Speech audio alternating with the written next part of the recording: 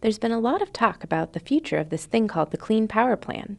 So what is it, and what's going on? The Clean Power Plan, or CPP, is an Obama-era regulation that calls on states to reduce carbon emissions from their power plants. The final rule, released in August of 2015 by the Environmental Protection Agency, calls for a 32% cut below 2005 emission levels by 2030. The power sector is one of the biggest sources of emissions in the U.S., and the CPP was one of the main ways the U.S. said it could reach its emissions reductions goals under the 2015 Paris Climate Agreement. EPA has an obligation to regulate carbon dioxide as a pollutant that is dangerous to human health. That's based on a 2007 Supreme Court decision and the agency's subsequent Endangerment Finding, released in 2009. Under the CPP, each state was given a specific level of emissions reductions to achieve starting in 2022. The final goals had to be met by 2030.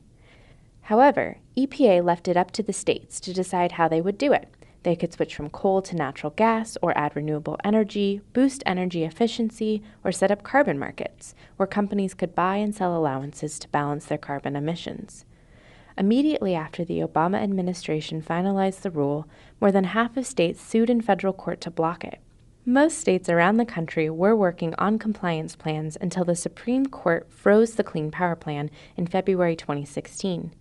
The Supreme Court stay surprised many and stopped the CPP from going into effect until a federal court decides its legality.